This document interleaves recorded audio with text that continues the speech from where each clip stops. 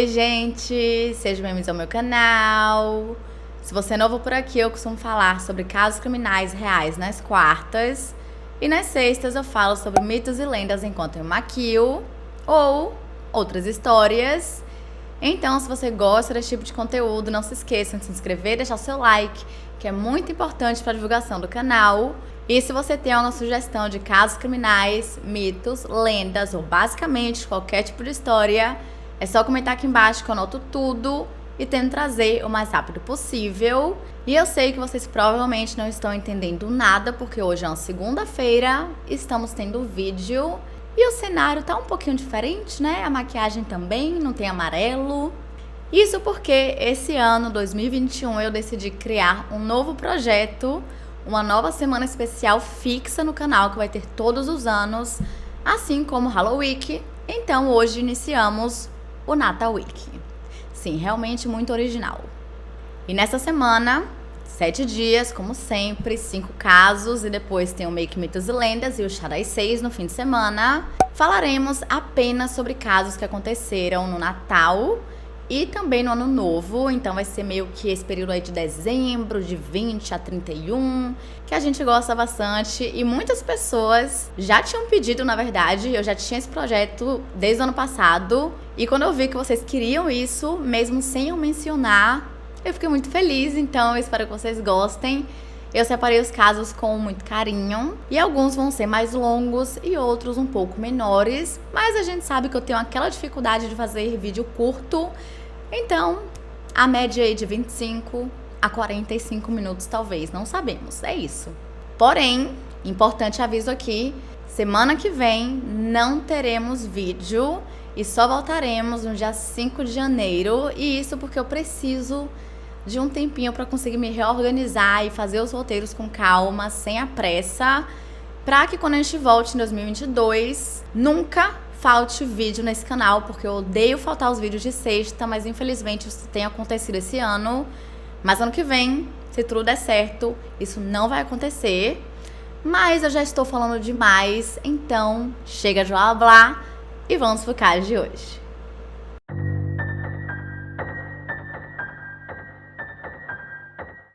George Souther nasceu como George Soudou em Tula, em Sardinia, em 1895, há muito tempo atrás, e com apenas 13 anos de idade ele foi sozinho para os Estados Unidos.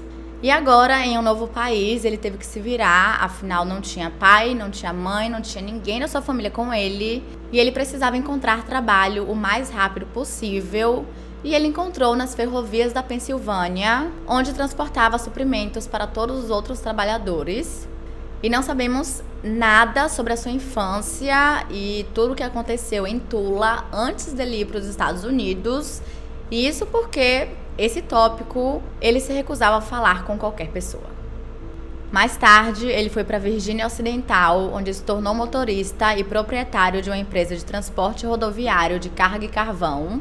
E em um certo dia, ao entrar em uma loja local chamada Music Box, ele conheceu uma mulher chamada Ginny Cipriani, que era uma jovem que também havia ido para os Estados Unidos quando criança.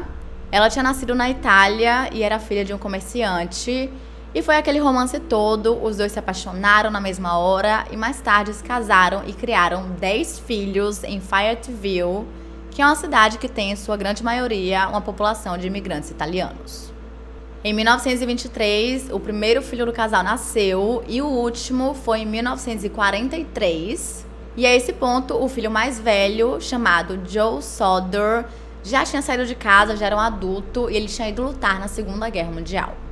Enquanto isso, a família Souther prosperava cada vez mais em sua comunidade e o negócio só fazia crescer, fazendo com que eles fossem altamente respeitados e pertencentes à classe média alta. Porém, como nem tudo são flores, George Souther não era muito bem visto assim na sua comunidade. E isso porque ele era bem opinativo com alguns assuntos políticos, sendo extremamente vocal sobre o que estava acontecendo no mundo naquela época e constantemente criticava o ex-ditador Benito Mussolini. Acontece que, como eu falei para vocês, eles viviam em uma comunidade com 90% de imigrantes italianos que apoiavam Mussolini, então ele tinha algumas discussões, vamos dizer assim. Em 1944, Mussolini foi executado e George continuou sendo bem opinativo sobre isso, criticando ele cada vez mais, e muita gente não gostou disso nem um pouco. E é aí que muitas coisas bem estranhas começaram a acontecer. Em outubro de 1945, um vendedor de seguros de vida foi até a casa da família Soder para oferecer, os seus serviços, mas eles recusaram, ou rejeitaram.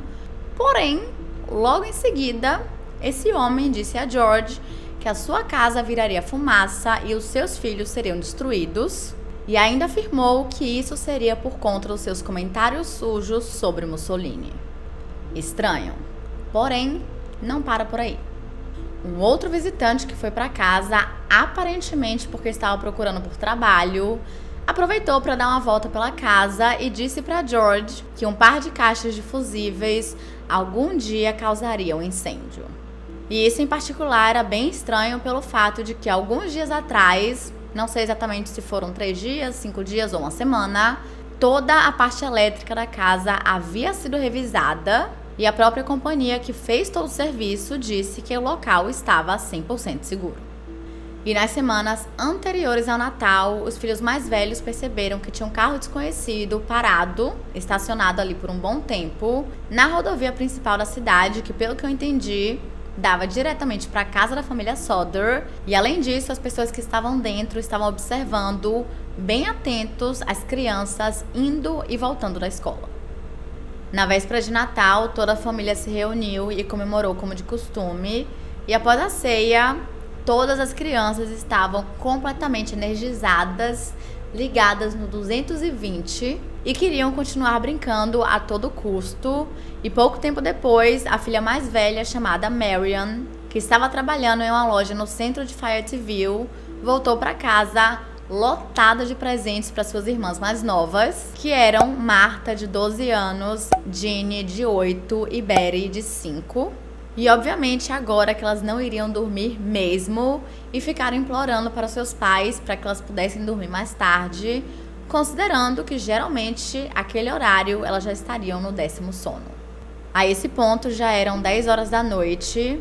Ginny, a mãe, diz que sim, mas apenas se Maurice, de 14 anos, e Louis, de 9, se lembrassem de trancar a porta, fechar as cortinas e desligar todas as luzes antes de dormirem. Mas claro que todos aceitaram, então Ginny pegou a sua filha mais nova, de 2 anos de idade, chamada Sylvia, e foi pro quarto, enquanto George e os seus 2 filhos mais velhos, John e George Jr., já estavam dormindo há algumas horas, porque todos eles tinham trabalhado muito naquele dia e eles precisavam de um bom descanso. 00:30, Ginny acabou acordando com o telefone tocando, e como já era bem tarde e Natal, ela atendeu, afinal, vai que era uma emergência. Porém, quando ela atendeu, ela ouviu várias vozes misturadas, como se fosse uma festa ou algo do tipo, até que uma mulher misteriosa falou e perguntou sobre uma pessoa completamente aleatória, e Ginny falou que ela provavelmente teria ligado para um número errado, mas antes que a ligação caísse, ela ouviu uma risadinha meio esquisita. E quando ela estava começando a caminhar para o quarto, ela percebeu que seus filhos não a tinham obedecido, a porta estava destrancada, as cortinas estavam abertas e todas as luzes ainda estavam ligadas. E apesar de Marian, a filha mais velha, estar dormindo no sofá, não tinha sinal nenhum das outras crianças. Porém, isso não era estranho, considerando que elas dormiam num sótão. Então, ela simplesmente imaginou que era lá onde elas estavam e voltou para sua cama para dormir. À 1h da manhã, ela foi acordada novamente pelo barulho de algum objeto batendo no telhado, como se fosse um estrondo e depois ele tivesse rolado. Mas como só foi isso e depois tudo ficou em silêncio, ela voltou a dormir, mas não por muito tempo. Apenas meia hora depois, ela acordou com um cheiro de fumaça e por conta disso, ela foi verificar o que era e viu que o escritório de George estava pegando fogo bem perto da linha telefônica e da caixa de fusíveis. Ginny então saiu correndo para acordá-lo e ele depois acordou seus filhos mais velhos. Então, Ginny, George e seus 4 filhos, Marian, John, George Jr. e Sylvia, saíram correndo pela casa, gritando para que os outros filhos que estavam no sótão descessem o mais rápido possível. Porém, eles não tiveram nenhuma resposta. E infelizmente eles não conseguiam subir a escada para chegar até o sótão porque ela estava queimando em chamas, então eles tiveram que sair da casa. Mas obviamente eles não desistiram e quando o grupo saiu da casa, George foi para a lateral, que era onde ele costumava deixar uma escada, mas misteriosamente essa escada tinha sumido. Então George foi para o local onde ele estacionava seus 2 caminhões, porque ele pretendia dirigir o caminhão até a escada do sótão do lado de fora, subir no telhado e consequentemente conseguir tirar seus filhos. Mas adivinha? Nenhum dos dois estava funcionando, sendo que no dia anterior eles estavam em perfeito estado. E agora George estava em pânico porque as suas alternativas meio que estavam se esgotando, mas ele ainda tinha uma última esperança, que era um barril de água que sempre tinha, que ele pretendia pegar, apagar o fogo, entrar no sótão e tirar seus filhos. Porém, a água estava congelada. Em meio a tudo isso, Marian saiu desesperada pela vizinhança para ver se encontrava algum dos seus vizinhos para pedir ajuda. E quando encontrou, ela implorou para que ele ligasse para o corpo de bombeiros, mas por alguma razão misteriosa, a ligação não foi completada. E nisso, um outro vizinho que estava dirigindo pela região viu o fogo, entrou em um bar e tentou fazer a ligação de emergência, mas também não teve sucesso. Então eles viram que a única chance que eles tinham era dirigir até a cidade e falar com o chefe de bombeiros, F.J. Morris, e ele imediatamente começou a contatar seus homens para avisar sobre o incêndio. E apesar de o corpo de bombeiros ficar apenas 3 quilômetros da casa da família Sodder, eles só chegaram ao local às 8 horas da manhã, ou seja, 7 horas após o início do incêndio. E isso porque eles estavam com poucos trabalhadores, porque a grande maioria estava na Segunda Guerra Mundial e estava sendo bem difícil contatar um por um.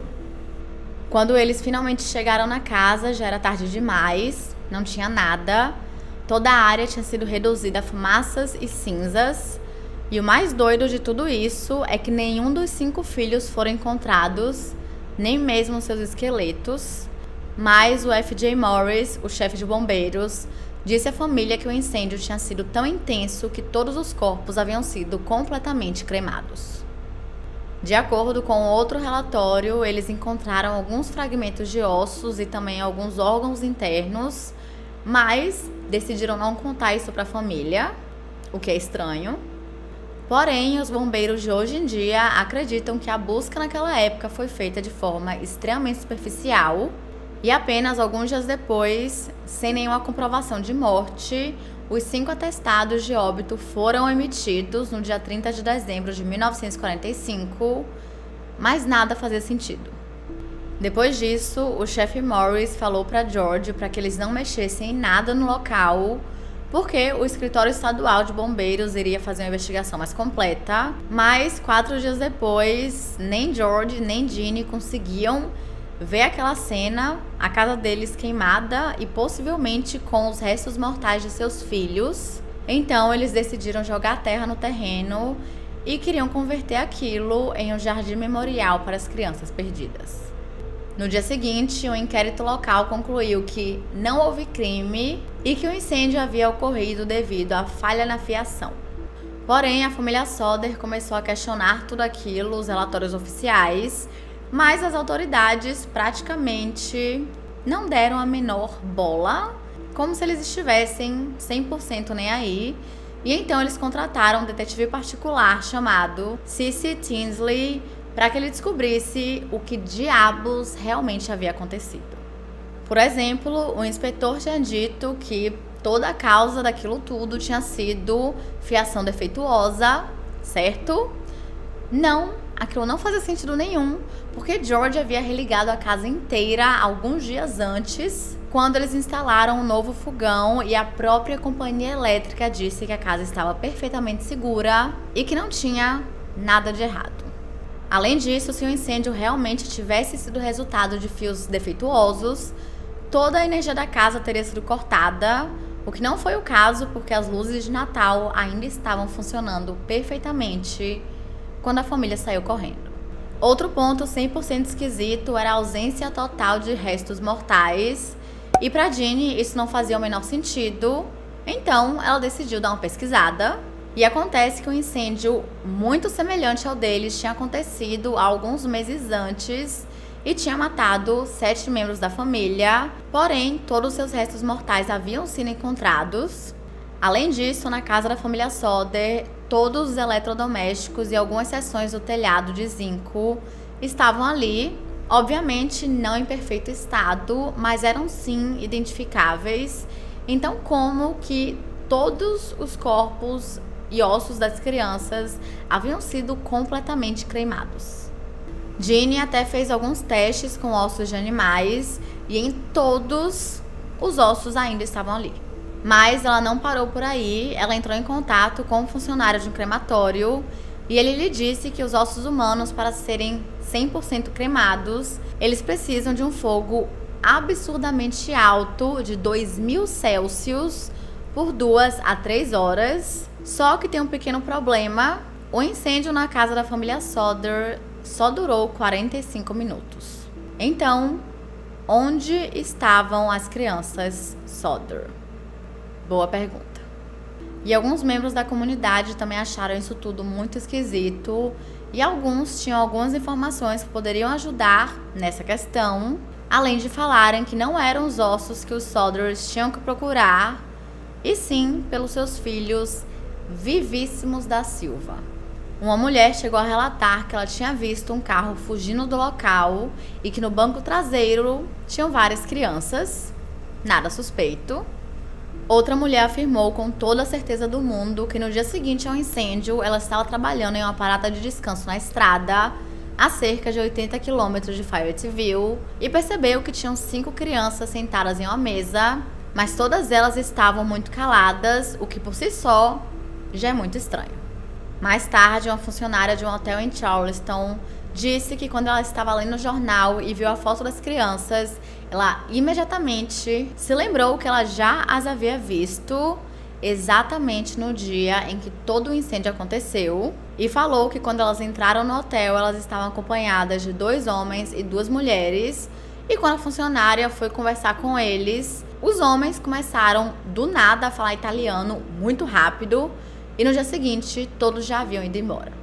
Outras testemunhas disseram que na noite do incêndio elas haviam visto um homem carregando um bloco e um sistema de roldana que era utilizado para remover motores de carro. E esse homem chegou a ser identificado e interrogado, mas aparentemente ele não tinha nada a ver com esse caso. E por último, o motorista local se apresentou à polícia e disse que naquela noite ele havia visto um homem jogando bolas de fogo no telhado da casa da família Sodder. E nos meses seguintes, quando toda a família foi visitar o local, porque eles queriam fazer aquele memorial que eu falei pra vocês mais cedo, Sylvia, a filha mais nova, encontrou um dispositivo redondo, duro e de borracha verde, que é algo conhecido como bomba de abacaxi, que era utilizado em combate. Pois é. Com tudo isso, fica bem difícil defender a teoria de que tudo realmente havia sido um mero acidente, mas ainda falta o motivo por que alguém faria isso com eles. Lembram que George era bem vocal sobre a sua crítica contra Mussolini e outras coisas da política também? Então, já falei pra vocês no começo do vídeo que muitas pessoas não gostavam de George por conta disso, e que ele já tinha tido algumas discussões um tanto quanto calorosas, além dos 2 homens esquisitos que foram na casa poucos dias antes do incidente, como por exemplo o que disse que as caixas de fusíveis algum dia causariam incêndio, e o revoltado que vendia lá os seguros de vida e foi rejeitado, que falou que a casa viraria fumaça e que as crianças seriam destruídas. E que também tudo isso seria por conta dos comentários sujos que ele havia feito sobre Mussolini. E se isso, meus amigos, não é suspeito, eu não sei o que é. Então, obviamente, temos aí essa primeira teoria que seria relacionada a Mussolini. E outra teoria seria sobre o homem que havia sido visto pelo vizinho e ele tinha cortado as linhas telefônicas da casa. E esse homem realmente admitiu que ele tinha feito isso, mas disse que na verdade ele queria cortar as linhas de energia e no processo acabou errando os fios, mas que não tinha nada a ver com incêndio. Porém, fica a dúvida do porquê ele queria cortar as linhas de energia. Talvez para roubar? Não sei. A terceira teoria seria que George Soder teria alguma treta com a máfia siciliana, que começou lá na Itália, e muitos especulam que quando ele fugiu de lá, aos 13 anos de idade, eles ficaram pistola e queriam se vingar de qualquer jeito, mas eles teriam esperado tantos anos assim? Até que os filhos nascessem e crescessem? Não sei. Mas tudo é possível. E essa teoria foi criada pelo fato de que George se recusava a falar sobre o seu passado, então realmente tem uma grande possibilidade de existir um grande segredo. Algumas pessoas também acharam meio esquisito o telefonema que Ginny recebeu naquela noite, que tinha lá a mulher que queria falar com uma pessoa completamente aleatória e que deu aquela risada lá bem doida. Mas os investigadores entraram em contato com ela, conseguiram identificá-la, e ela disse que realmente ela tinha ligado para o número errado e nada demais. Em 1947, a família Soder, que continuava a todo vapor à procura de novas informações, contratou um homem chamado J. Edgar Hoover em busca de ajuda do FBI, mas ele disse o seguinte: embora eu gostaria de ser útil, o assunto relacionado parece ser de caráter local e não está dentro da jurisdição investigativa deste departamento, e que eles só poderiam ajudar se eles tivessem a permissão das autoridades de Fayetteville, que negaram. Sim, eles negaram a ajuda do FBI. Em 1949, George e Ginny fizeram uma escavação no terreno para ver se eles encontravam alguma coisa, e eles encontraram alguns fragmentos de ossos que foram enviados para Washington para análise, mas quando os resultados chegaram, foi confirmado que nenhum daqueles fragmentos pertencia a nenhuma criança com idade semelhante às crianças Soder, e que aqueles fragmentos também nunca haviam sido expostos ao fogo. Além disso, no relatório tinha uma declaração que, definitivamente, considerando as circunstâncias, se as crianças Soder tivessem morrido naquele incêndio, seus restos mortais teriam sim sido encontrados. E mesmo após o caso ser oficialmente fechado, os familiares continuaram procurando por respostas, e ao longo de uma grande rodovia perto da antiga casa, eles colocaram um outdoor oferecendo $10 mil em troca de qualquer informação sobre Maurice, Louis, Martha, Ginny e Betty. Além disso, eles distribuíram milhares de folhetos, e quando as pessoas ligavam dizendo que sabiam de alguma coisa, George viajava para o local o mais rápido possível, mas infelizmente nenhuma pista levou a lugar nenhum. Em 1967, George foi para Houston para investigar uma outra dica. Dessa vez, uma mulher havia lhe escrito uma carta dizendo que em uma certa noite, Louis Soder tinha dito a ela a sua verdadeira identidade depois que eles haviam bebido muito, e ela acreditava que tanto ele quanto Maurice estavam vivendo em algum lugar do Texas. Mas quando George, junto com seu genro chamado Grover Paxton, chegaram lá, eles não conseguiram entrar em contato com essa mulher, e depois a polícia acabou identificando esses dois homens que ela havia mencionado, e eles negaram tudo. Ou seja, mais um beco sem saída.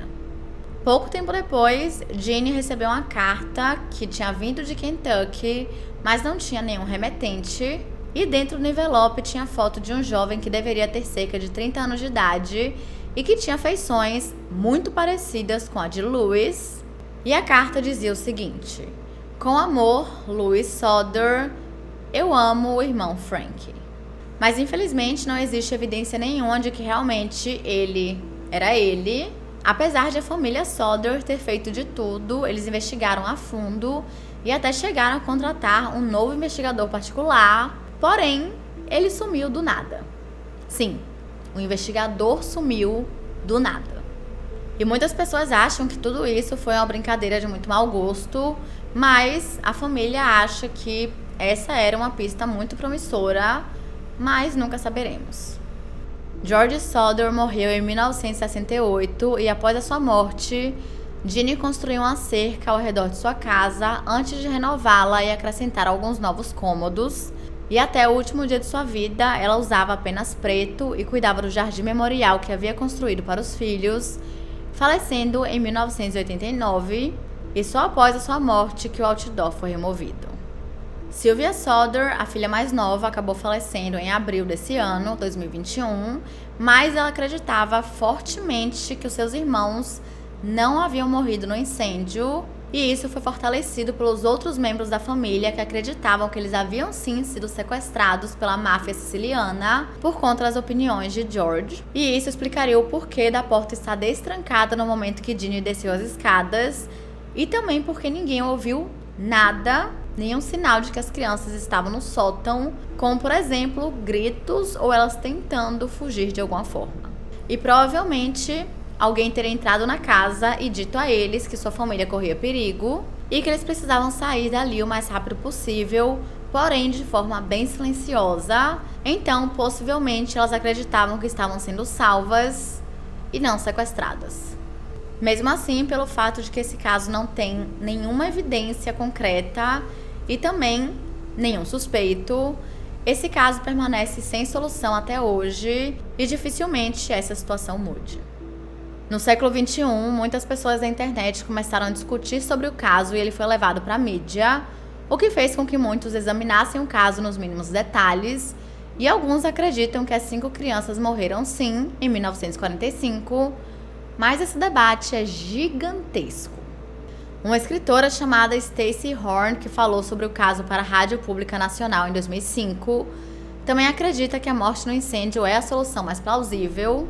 E isso porque o fogo teria continuado ardendo a noite inteira após a casa desabar e que apenas 2 horas não seria possível que os bombeiros conseguissem vasculhar toda a área nos mínimos detalhes, e mesmo que fosse, dificilmente eles saberiam exatamente o que procurar. Porém, ela disse o seguinte: há estranheza genuína o suficiente sobre tudo isso, que se algum dia for descoberto que as crianças não morreram no fogo, eu não ficarei chocada. E é isso, gente. Esse foi o caso de hoje. Não se esqueçam de se inscrever e deixar seu like, que é muito importante para a divulgação do canal. E se você tem uma sugestão de casos criminais, mitos, lendas ou basicamente qualquer tipo de história, é só comentar aqui embaixo que eu anoto tudo e tento trazer o mais rápido possível. E eu espero que vocês estejam gostando do nosso Natal Week, o nosso primeiro de muitos. Então é isso. Até amanhã.